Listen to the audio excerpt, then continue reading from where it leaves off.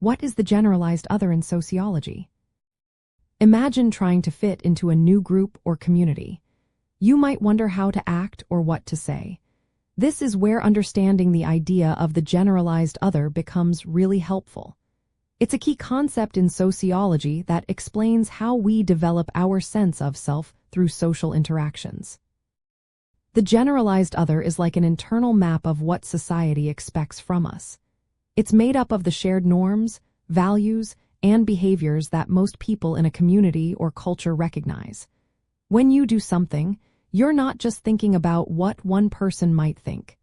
Instead, you're considering how society as a whole might view your actions. Herbert Mead, a famous sociologist, explained that we learn to see ourselves through the eyes of others. First, we imitate specific people like parents or teachers.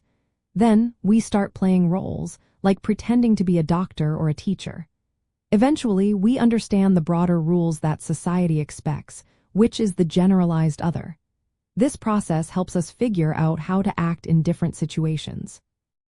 For example, think about a student in class. They don't just act randomly. They know how to behave because they understand what teachers and classmates expect. They know to raise their hand, listen quietly, and follow rules. This understanding comes from internalizing the expectations of the larger social group, which is the generalized other. People belong to many groups like family, school, or work. Each group has its own set of expectations. So, individuals develop a mix of these perspectives, shaping their identity and how they interact with others. While the generalized other encourages us to follow social norms, it also allows room for personal creativity. We can challenge or change norms if we choose. This concept is different from ideas like the superego in psychology, which is about internal moral rules. In sociology, the generalized other is about how society influences our sense of self and guides our behavior through collective expectations.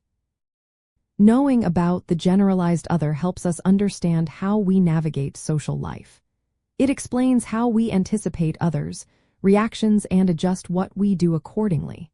It's a big part of how culture, identity, and social interaction shape who we are and how we relate to the world around us.